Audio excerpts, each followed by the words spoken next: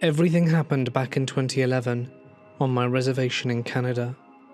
I'm Algonquin First Nation, and where I grew up, people treated the paranormal with respect and acknowledged its existence, and most of us just left it alone.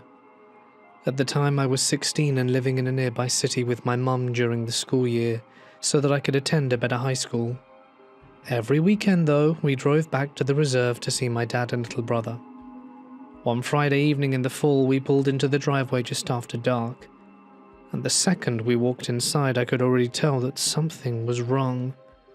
My dad and cousin were sitting at the kitchen table drinking beers in near silence. Both of them worked as police officers on the res, and usually when they looked that exhausted, it meant they'd spent the week dealing with something ugly. I mentioned that I was heading to a party later that night at a cottage deep in the woods, and the second I said that, they both exchanged an uncomfortable look. "What?" I asked. My cousin leaned back in his chair and said, "You should probably hear what's been going on." Earlier that week, they'd started getting calls from an older woman who lived alone near the edge of the reserve. She kept reporting that someone was outside her house late at night knocking on all her windows, not just one window, all of them. She said it sounded like multiple people circling the house at once. The first time my dad and cousin responded, they assumed it was just bored teenagers messing with her. But when they arrived, no one was there. There were no footprints to be found, and nothing appeared to be disturbed. Then it happened again 2 nights later after some heavy rain. This time the ground around the house was soaked in mud, and one of the windows the woman swore had been knocked on sat behind a massive puddle. So, logically, you'd assume there'd be footprints everywhere, and yet there were none. By Thursday, the entire reservation was now talking about it. More people started reporting the same thing, knocking on windows late at night, shapes that you could see moving near the trees, and fast movement outside of people's homes. It was then that one of the woman's neighbors finally saw something. He'd stepped onto his porch for a cigarette when he noticed a black figure standing outside her window. Bear in mind, this was not a shadow cast by something else. This shape looked solid, and somehow darker than the darkness around it. It was humanoid in appearance, but thin and too tall, with some glowing yellow eyes. The thing knocked on the woman's window a few times, then suddenly darted around the house so fast it blurred. He said it moved from window to window impossibly quickly, like it wasn't touching the ground, and then it ran across the road into the trees. The man kept staring at the spot where it disappeared. A few seconds later, it leaned out from behind one of the trees and looked directly at him with these huge yellow reflective eyes and a huge grin full of sharp teeth. My cousin said the guy was shaking so badly while telling the story, he could barely light another cigarette. By then, there were already more sightings spreading across the reserve. People claimed they saw it standing beside roads at night and watching from forests. Others claimed they saw it smiling at them from ditches whenever they passed in their cars. Everyone always described the same eyes and the same teeth. There was one woman who swore she saw it while standing at the edge of her trees while bringing out her garbage. A couple almost hit it with their car when it appeared in the middle of the road and never moved. And that was the exact night I went to the party. My friend arrived not long after my dad finished telling me this. He actually asked if I still wanted to go. But at 16, surrounded by other teenagers, I wasn't about to back out because of a ghost story. So this cottage sat deep in the woods outside the main roads. By the time we got there, the place was already crowded with drunk teenagers, and within 20 minutes everyone was talking about the thing. People kept telling stories, usually other people's, and getting louder and more nervous as more alcohol kicked into their system. Some genuinely believed it was an evil spirit, while others mocked it and thought it was funny. There were 2 specific drunk guys who mocked it openly. "If it's real, let it come here. Yeah, come at me." That kind of stupid, drunk bravado. The atmosphere changed after that. It's like everyone in the room suddenly became quiet, oh too familiar with the stupidity these 2 guys had just come out with, and the possible consequences for doing so. I left the sunroom to calm down a friend who was crying in the living room after that. While I was sitting there talking to her, I noticed the rocking chair outside on the porch, moving back and forth. There was no one in it, and there was no wind to speak of. I tried not to look directly at it. Growing up, we were taught not to acknowledge things like that, to not feed it attention or react. So I kept talking to my friend while watching the chair move from my peripheral vision. Then one of the girls in the sunroom screamed. Everyone jumped, and one of the guys near the window exploded out of his chair and sprinted through the French doors onto the porch, so violently the doors slammed against the wall. People were panicking now. The girl who screamed was crying hysterically, saying there was something sitting in the rocking chair staring at her through the glass. She described the same thing everyone else had been describing all week, a black figure with yellow eyes and a huge smile. The guy who ran outside disappeared towards the tree line while everyone else crowded together into the cottage. A few minutes later he came back looking pale and told us to start cleaning up immediately because we were leaving. Of course nobody argued with this, and we all started stuffing garbage into bags, and that was when we heard 3 knocks on the window.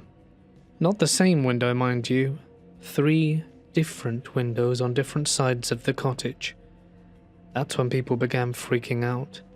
One guy stormed out of the bathroom yelling that someone had been tapping directly on the bathroom window while he was using it, and another girl came running from the bedroom, saying the same thing happened there. The scariest part was that every single person was accounted for and inside. There was no one outside, and the guy who chased after the thing earlier kept saying the same thing. Ignore it. Ignore it. We finally cleaned everything up and rushed outside towards the trucks. People were practically climbing over each other in an attempt to leave. I was standing beside the same guy near his truck when his expression changed noticeably. He looked past me into the darkness and shoved me hard into the passenger seat. Then he jumped in and tore out the driveway. A few days later, he told me what happened. When the drunk guy started mocking the spirit, he looked towards the porch and saw it sitting in the rocking chair behind the girl who screamed. He said it was staring directly at him the entire time. The moment he rushed out, it stood up and ran into the woods so fast it barely looked human. He followed it to the edge of the trees where it stopped and stared at him again from the darkness. Then later, while everyone was climbing into the trucks, he saw it standing only a few feet away from us beside the vehicle, which is why he shoved me in so violently. Apparently later that night they realized they'd forgotten to lock the cottage. He went back with another friend to secure it before dawn. The other friend, of course, refused to exit the truck, so he walked up alone, opened the cottage door, and apparently saw the thing standing inside waiting for him. He slammed the door and ran. Over the next few weeks, the sighting spread north into neighboring towns and other reservations, then eventually stopped altogether. And I think I'm glad of it. This happened to my father-in-law probably 10 years ago at a hunting camp in Alabama. It popped into my head as we were heading there tomorrow for a few days of deer hunting. He told me to go ahead and share his story. So, as some people probably know, we get out an hour or so before light and climb into a tree stand, ladder leading up to a seat in a tree, usually fairly deep in the woods to hunt. This foggy morning my father-in-law had been in his stand for a few hours, and it was getting light, and he was reading a book as he waited for something to happen. Out of the fog he hears a woman's voice, much closer than anyone should have been to him at the time. She is calling, "Hunter, oh Hunter," very sing-songy, like a mother calling for her child for dinner as he was playing outside. Now, as I said, he was pretty deep in the woods, and there are sticks and dried leaves everywhere. You generally make a pretty good racket going to your stand, which is why we go out so early. Not only that, but in order to know where he was and spot him camouflaged in a tree, she must have seen his light out when he walked out, followed him into the woods and waited hours before calling to him. His first thought was the woman was calling for someone called Hunter, maybe her son. She called again, and he realized that he was the hunter. So he turns around, peers around the trees, and sees a young woman. She, in very few words and halting speech, explains that something is wrong with her hot water heater and asks if he can come and take a look. Now, the strangeness of the situation hadn't set in yet, and he is a give the shirt off his back kind of guy, not to mention he's 6'2" and nearly 300 pounds and with a gun, so he isn't really worried about this small woman and starts climbing down the tree to have a look. He follows her back to her mobile home, which borders our hunting land, probably a 10-minute walk, and she walks inside and leaves the door open. He's trailing behind a little, so he gets to the door, kind of knocks and sticks his head in and says hello, but there's no answer. Where he entered is a laundry room, and he can see in the room is a hot water heater and water is just pouring out the valve at the bottom. Just absolutely pouring onto the floor. He walks over, turns the valve off, sticks his head in the house and says hello again, but there's nothing. Empty of people anyway, but it's a disaster inside. At that point he starts to see how strange it all is and decides that this is just the sort of situation that gets you robbed and murdered, and nopes the hell out of there and hurries back to our cabin. Now, we have hunted this land for years since and have never seen anyone at this place, although, until this season, it has shown obvious signs of being lived in. So every time I pass by her place, which backs right up to the road we have to take to our hunting stands, I wonder if the lady in the trailer had nefarious intentions for my father-in-law. All of these stories either happened directly to me or my dad and his side of the family. They all took place on my grandparents' property in East Texas, about 15 minutes down a dirt road in the middle of nowhere. The land is huge, around 600 acres, and my family has used it for cattle ranching for 4 generations. If you spend enough time walking through the woods out there, you'll run into the remains of older structures scattered all over the property. There's an old brick well hidden deep among the trees, part of a chimney standing by itself in the woods, and what used to be an old general store now collapsing into the ground. The only reason it's still standing is because nearby trees are holding it upright. Near the center of the property, my family built a simple hunting cabin overlooking a large pond that was added years later. The cabin itself isn't fancy by any means. It's a basic place to stay while hunting or fishing, with a long wooden porch stretching across the back. The first story happened years before I was even born, and came from my dad, my grandparents, and my 3 aunts. So one night they were driving home from Wednesday evening Bible study in town. At the time, local newspapers had been running small stories about people claiming to see unidentified lights around the area. Most people treated it like nonsense. While they were driving, my dad pointed out a light high above in the sky and sarcastically said something like, "It's a UFO."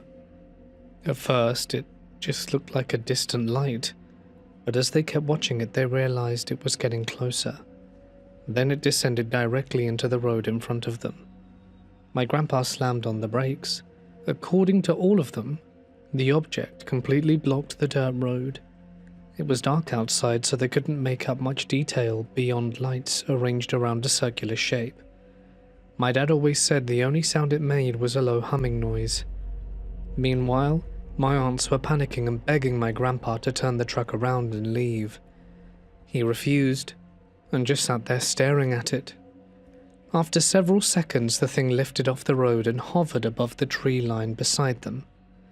My grandpa finally floored it, and drove towards home as fast as he could, while the object kept pace with the truck through the trees on the right-hand side.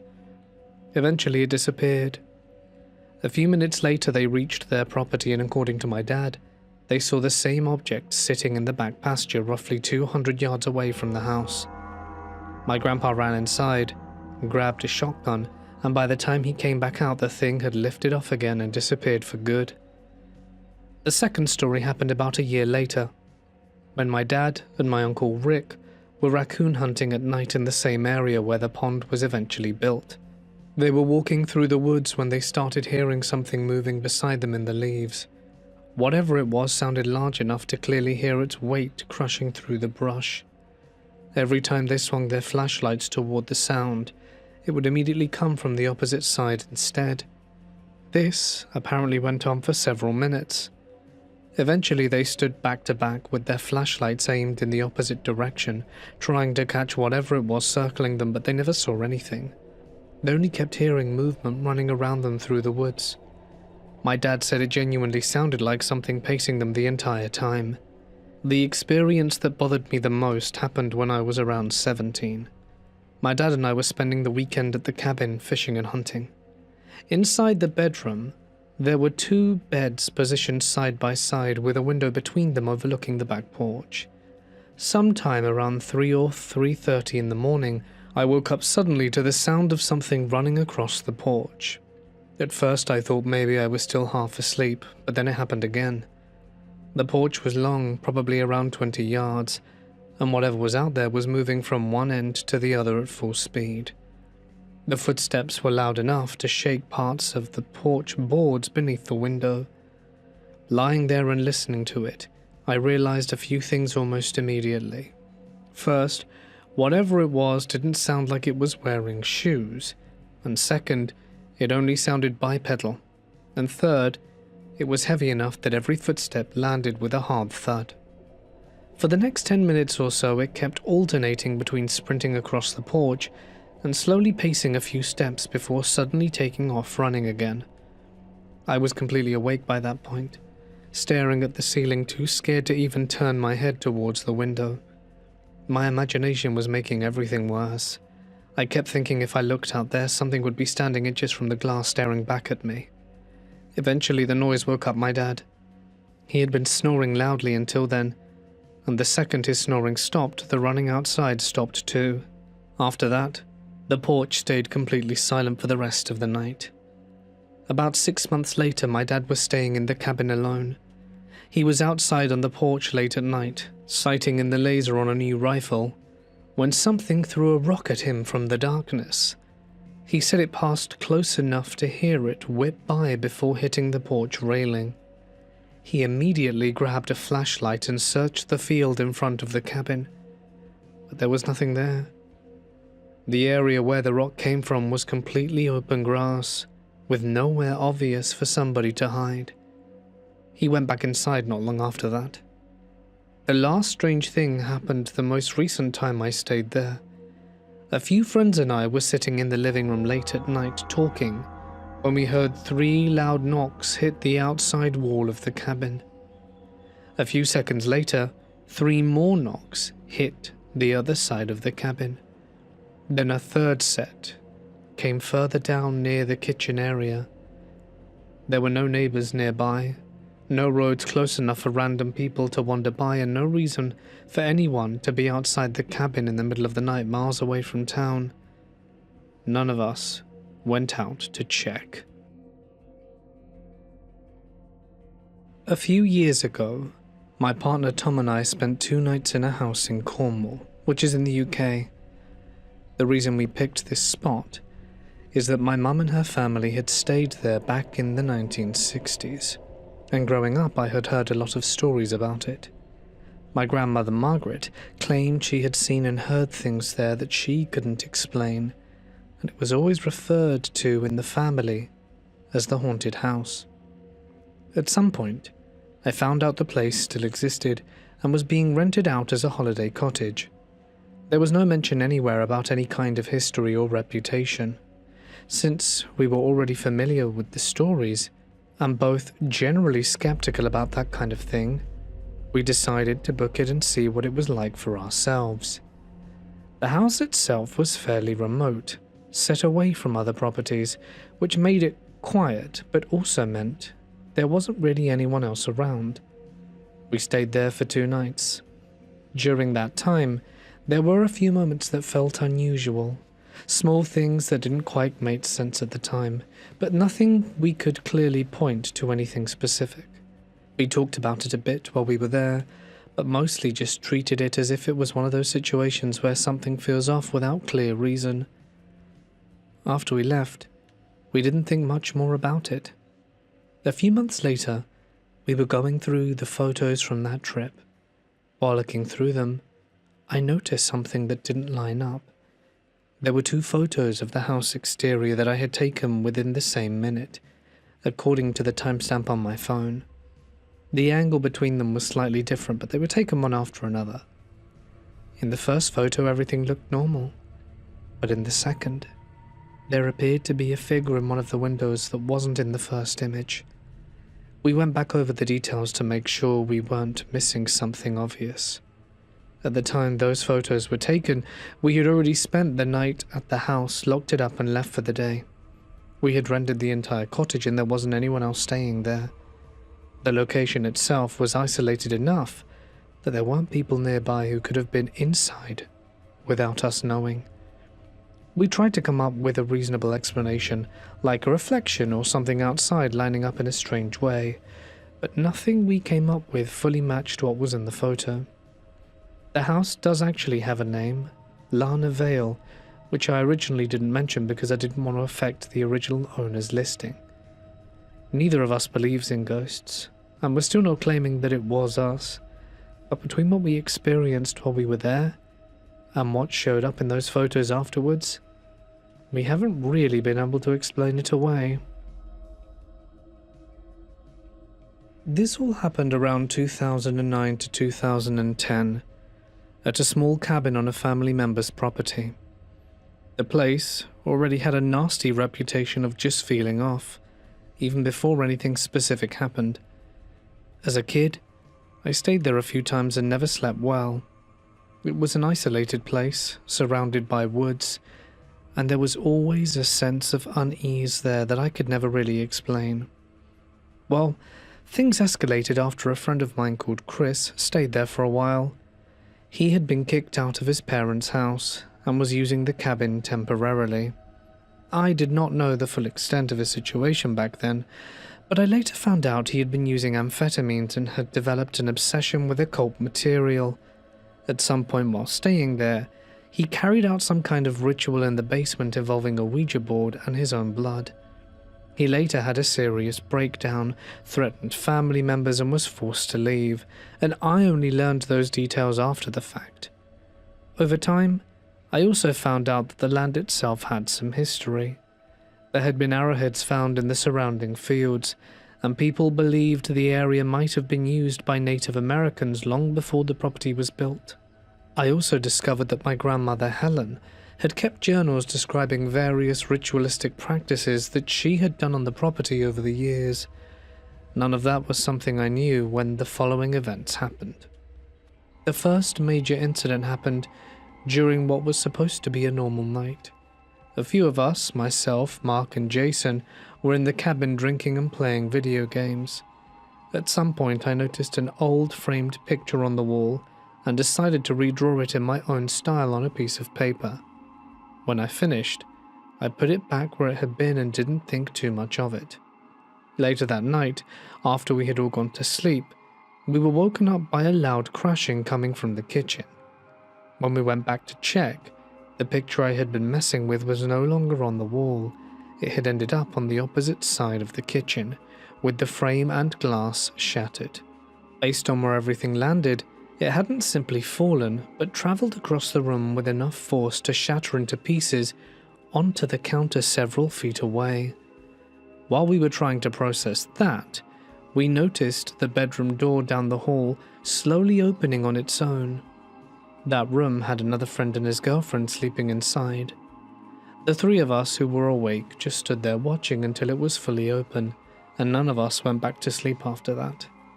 The second incident happened on another night when we were watching a movie in the cabin. It was a comedy, and we had music equipment hooked up to the TV for sound. When out of nowhere, a distorted voice came through the speakers. It wasn't part of the movie, but it didn't sound like anything we recognized. It said something unclear, but we all heard it at the same time. At that exact moment, the trash bag we had next to the door tipped over on its own. Right after that, we heard a loud scraping noise from upstairs. When we went up to check, we found that a large, heavy wooden dresser had moved from its original position and was now blocking the door to one of the bedrooms. It would have taken significant effort to move it manually, and none of us had been upstairs since earlier that evening. The last experience was the one that made me stop going there entirely. I had gone back alone one night during winter to pick up some things I had left behind. It was snowing, and the entire area felt unusually quiet.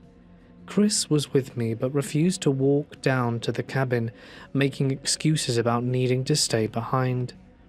As I approached the cabin, I felt a strong sense of dread that I hadn't felt before.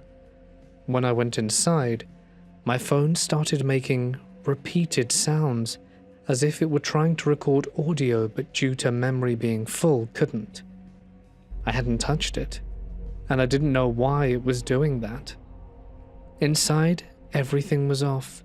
My bag was still there as I had left it on the couch, and as I walked towards it, the heater in the hallway suddenly turned on with a loud, harsh sound. I froze in place. At the same time, I had the distinct sensation of being pulled towards the hallway, like there was some kind of force drawing me in that direction. What happened next is hard to explain. My body reacted without me consciously deciding to do anything. I raised my hands in front of me, and it felt like I was pushing against something. I also shouted something out loud, but it wasn't in a language I recognized or one I consciously chose to speak. It came out automatically. After a few seconds, the sensation stopped. I grabbed my bag and moved towards the exit, and as I reached the door, I shouted again, this time something shorter, and threw a nearby cord towards the wall. And immediately after that, the curtain on the nearest window snapped shut with force. I left as quickly as I could and ran back up the driveway, and we didn't stay after that. When I told Chris what had happened, his reaction stood out because he didn't seem surprised and said that there had been weird things before. At that point, I still didn't know about what he'd done in the cabin. I mean, there were probably explanations for individual parts of the events, but taken together, they were enough that I chose not to return. I was born and raised near California's Bay Area. One day, my father took me on a trip that started at the ferry port in Vallejo. I can't remember where exactly we departed, but I was probably 12 or so. I recall a large number of sea lions barking incessantly at the stop, but my father's goal was for us to visit a historic building just a short walk away. As far as I can remember, it was one of, if not the first courthouse in California. The outside of the building did have quite a bit of character, and at the time it served as a museum. Inside were all sorts of artifacts, such as gavels, legal texts, and books from the time. It was not a large building, and you could breeze through it quite quickly. Behind the courthouse was a cabin that was enclosed in a waist-high wooden fence. While the courthouse sat in a neatly manicured lot that drastically contrasted its weathered facade, the cabin was surrounded by thick overgrowth. The tour guide said something along the lines of it having housed the state's first senator. My father hung back and was chatting with the guide about 20 or so yards behind me while I leaned on the fence and stared at the front door alone. The door itself was wooden with a screen window. I was bored and just gazing in, when an older woman stepped into view. It immediately struck me as odd. Even at that age, I could only see her from the chest up, but her appearance was off. When retelling this story to others, I always likened her clothing as resembling Little House on the Prairie. I don't know if it was the lighting or lack thereof that could have played a part in it, but she also had a greyish hue to her as well. One thing that has always stuck with me was how she looked at me. The door was elevated as the cabin had a porch, but she lifted her chin and gazed down at me past her nose. It felt like an aggressive pose at that moment. This next part seems so corny, or a bad movie beat me to it, but this is exactly what happened. I turned my head and called out to the tour guide, "Are there supposed to be people in there?" She seemed a bit perplexed and said, no one's been in there for 50 years. I turned back, as I planned to point out the hypocrisy in her statement, but the woman was gone. It all happened really fast, and I didn't mention it to anyone that day. Years later, I asked my father if he recalled the trip or specifically where the site of the museum was, but he didn't. I've done short little searches online to see if I could pinpoint the location, but I've never really done a deep dive, and I'm curious to find out if anyone has had a similar experience. This happened when I was in either 5th or 6th grade during a school camping trip somewhere in the mountains. Multiple classes from our school went, and we stayed in 2 different hotel-style lodges. One building was newer and looked fairly modern, while the other one, the one I was assigned to, was much older and mostly made of dark wood. Both buildings were isolated in the middle of a rural area surrounded by forest. The woods themselves were set back quite a distance, but at night, the whole place felt very remote. I was sharing a room with 2 classmates called Sam and Gina. That night, after everyone had settled down, Sam asked if I could keep playing on her Minecraft world for a while, because she was tired and wanted to sleep. I stayed up with her phone while both of them went to bed. I didn't mind, because I usually stayed up later than everyone else. The room itself was already uncomfortable. The television had been left on because none of us could figure out how to change channels, and it was just displaying static, with a constant low white noise. The bathroom door was also left ajar, because Sam apparently hated having to shut it at night. The bathroom was small and completely dark beyond the doorway. At some point while I'm sitting there playing quietly, I heard a noise coming from the closet. It sounded like someone moving hangers back and forth against the metal rack. At first I thought maybe someone had hung up a jacket earlier and it had slipped or fallen, but then I remembered we had all kept our clothes in the luggage bags. The closet should have been empty. The noise persisted for several seconds. The best way I can describe it is that it sounded like someone was either rummaging through hangers or trying to squeeze themselves into the closet.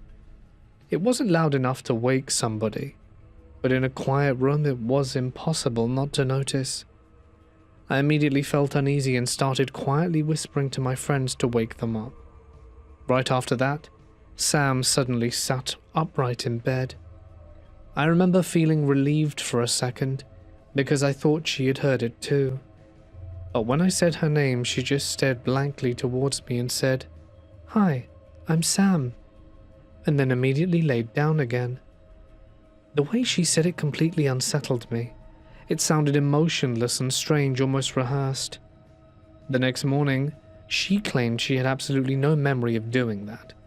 I still don't know whether she was sleep-talking or messing with me or genuinely asleep. I had slept over at her house before and never saw her sleepwalk or talk. After that happened, I shut off her phone and tried forcing myself to go to sleep, because I was getting genuinely scared. I was lying facing Gina's bed while she had her back turned towards me. A little while later, I started hearing tapping sounds coming from the balcony window. At first, I assumed it was tree branches hitting the glass because that seemed like the obvious explanation. But when I looked outside the next morning, I realized the tree line was much further away than the building than I remembered. Nothing should have been close enough to touch the window. The tapping kept happening on and off. Then came the part that bothers me the most. I began hearing footsteps. The floor in the room creaked heavily when someone moved around, and these sounded exactly like slow footsteps crossing the wooden floor. I could hear weight behind them, if that makes sense. They seemed to start near the bathroom and gradually move closer towards my side of the room. I kept my eyes shut and pretended to be asleep. At the time, I tried convincing myself the sounds were coming from the room below us or somewhere down the hallway, but they genuinely sounded close enough to be inside our room. The creaking seemed too specific. Eventually, I worked up enough courage to slowly roll over like I was turning in my sleep so I could look, and nothing was there. The room looked exactly the same as before. Gina and Sam were both still in their bed, the television was still hissing static, and the bathroom doorway was still open and dark.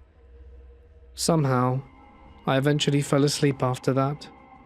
The next morning I asked both of them if they had heard anything during the night. Sam said no and didn't remember sitting up or talking to me at all. Gina, though, immediately mentioned the closet noise before I even described it.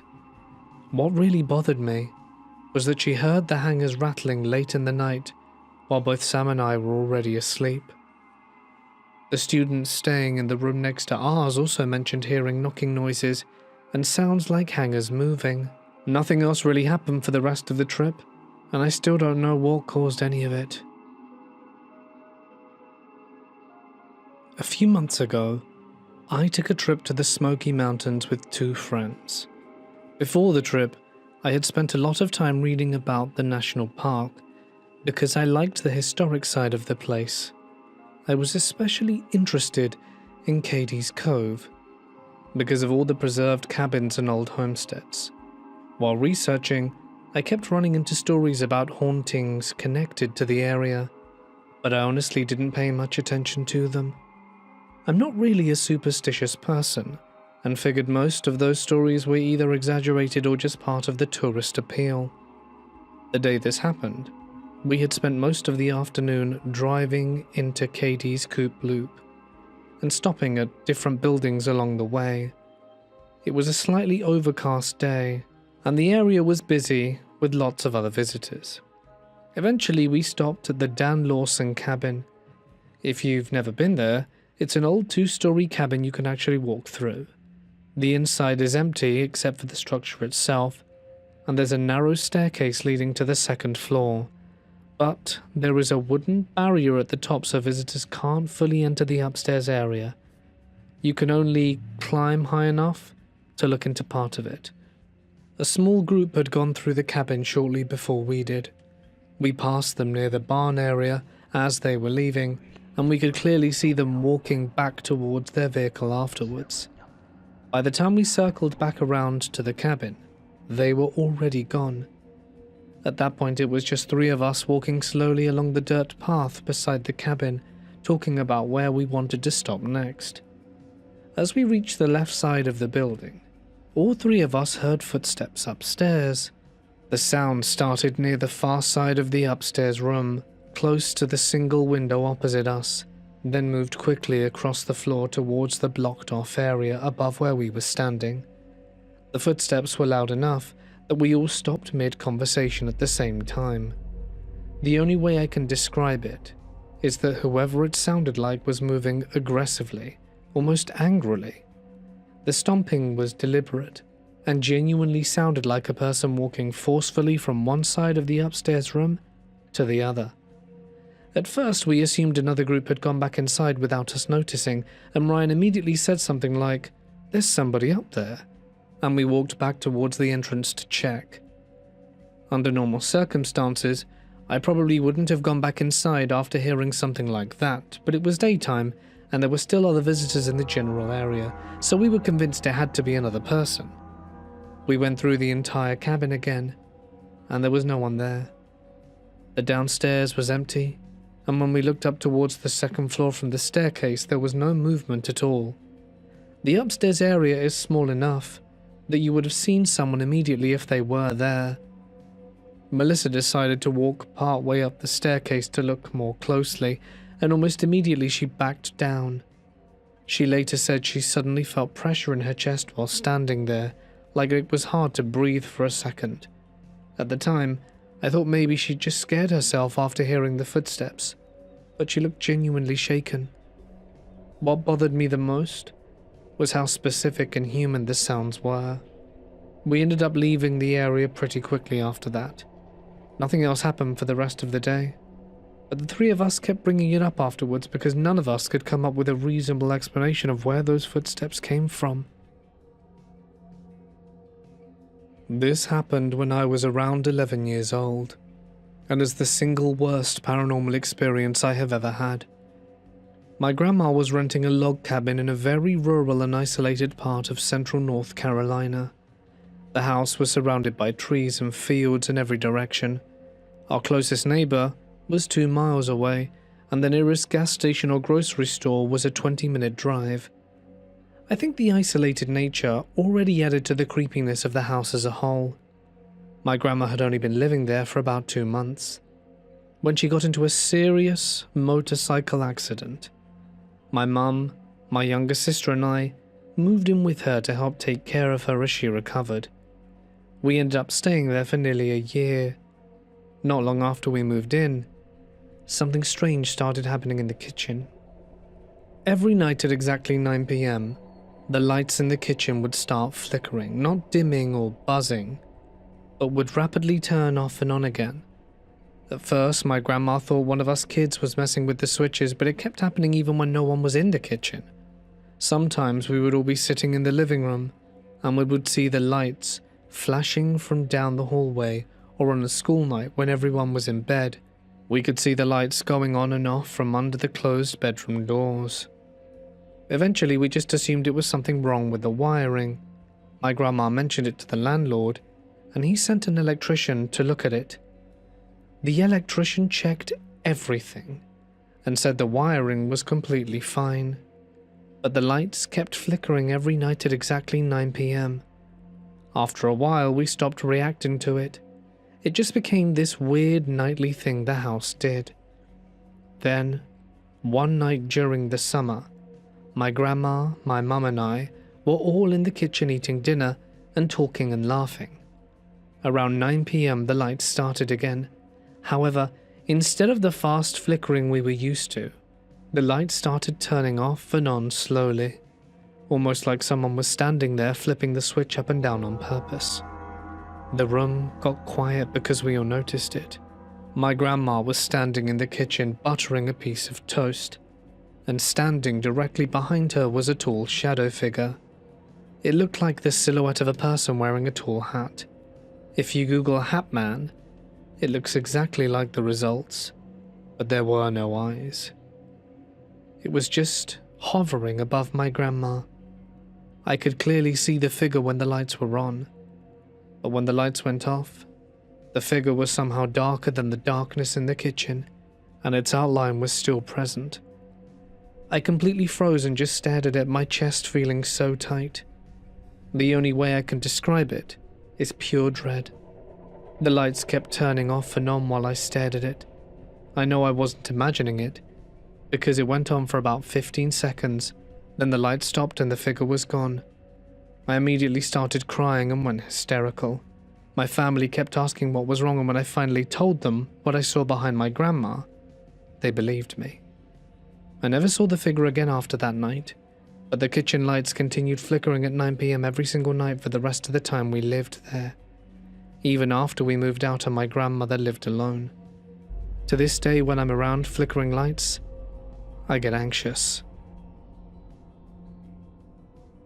I was in high school, and my family rented a cabin in the mountains near Pigeon Forge and Gatlinburg for a week-long vacation. It sat deep in the woods on the side of a steep hill, surrounded by tall black trees and winding roads. During the day, it looked like every other smoky mountain rental cabin you see online, but once the sun went down, the place felt isolated and very creepy.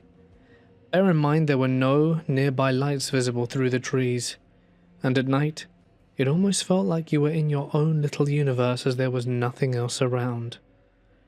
There were 5 of us on the trip: me, my parents, my younger sister, and my grandfather, who had recently been diagnosed with dementia.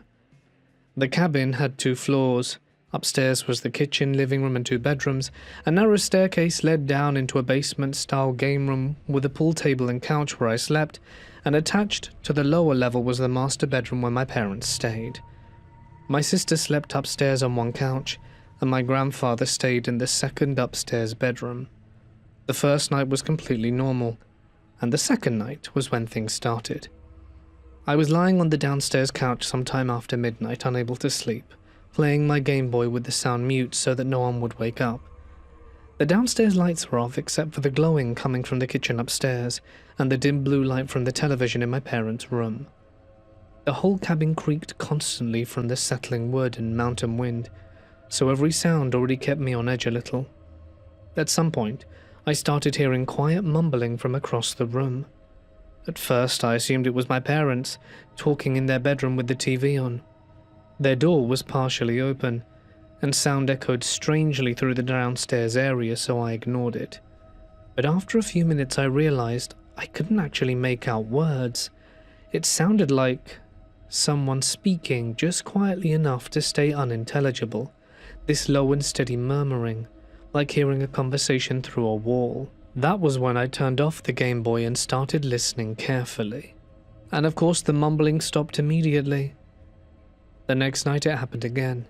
At the same time, the same low voice coming from somewhere downstairs. This time I got up and walked directly into my parents' room, expecting to catch them talking. Both of them were sitting silently watching Family Guy, and neither of them had said a word. I asked them what they were talking about. My mum looked at me confused and said, "What are you talking about?" I told them I heard mumbling again, and my dad shrugged it off immediately and said I was probably hearing the TV upstairs bouncing off the walls. I tried to convince myself that that was true and went back to the couch. And maybe 5 minutes later, I heard a pool ball roll across the table beside me. It made that unmistakable heavy clacking sound that billiard balls make when they slowly drift across felt and tap another ball. And I sat there, staring into the darkness at the outline of the pool table. Thankfully after that nothing moved, but I couldn't sleep much that night. And by the fourth night, the noises were happening constantly. The mumbling would start, fade away, then start again somewhere else. The pool balls rolled intermittently across the table even when no one was touching it, and once or twice I heard the soft click of balls bumping into each other.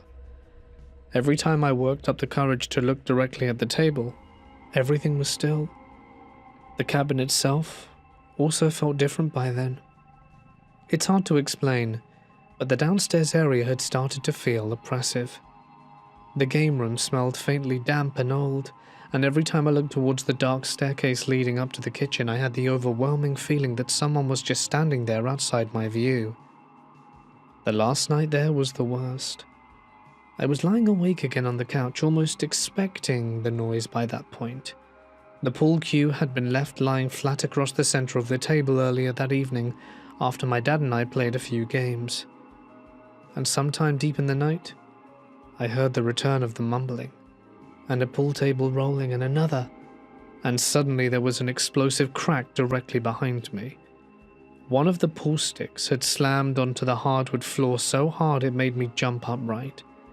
Bear in mind, I'm not saying slid off, because if you don't know about pool tables, it's got a raised circumference, so it couldn't have slid off anyway. It slammed onto the hardwood floor. I whipped my head towards the table and saw the cue stick lying several feet away while on the floor. And right after that, something moved. Across the opening leaning towards my parents' bedroom, I saw what looked like a shadow pass by. Not a person exactly, more like a dark shape crossing through darker darkness, semi-transparent for only a moment, but unmistakably there. And before I could even process it, I felt something gripped my ankle. It was ice cold, and every hair on my body immediately stood on end. I launched myself off the couch so fast I barely remember crossing the room and practically dove into my parents' bedroom in a full panic. The second I did, my mum sat upright and immediately said, "Did you see the shadow too?" That sentence honestly scared me more than whatever I'd just experienced. Before I could answer, my sister came running downstairs asking what happened because she heard yelling and movement. My dad turned the TV off completely, and we were all quiet for a few seconds, and that's when all of us heard the mumbling. Low voices somewhere downstairs near the pool table, and the sound of the pool balls rolling. My mum immediately thought my grandfather had wandered downstairs in his confusion because of the dementia, and my dad went upstairs to check on him while the rest of us sat there frozen, listening to the sounds below us. The entire time my dad was upstairs, we could still hear the mumbling. He eventually came back and said my grandfather was fully asleep in bed. None of us slept the rest of the night. I've always tried to stay skeptical about paranormal stuff, I'm usually the first person looking for a logical explanation, especially when old buildings are involved, because old houses make noises constantly. Doors shift, pipes rattle, and your brain will tend to fill in the gaps if you're tired. That said, my family's lake cottage is one of the few places that genuinely frightens me. Now, the cottage has been in our family for over 75 years, though the building itself is much older than that. Part of it originally came from a farmhouse built sometime in the 1800s and was later moved into a small lot near the lake.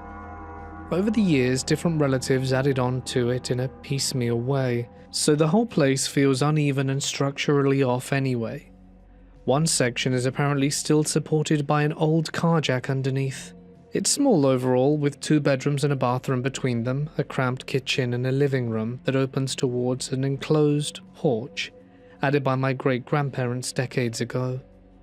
From the outside you can clearly tell where the original farmhouse ends, and where the later additions begin.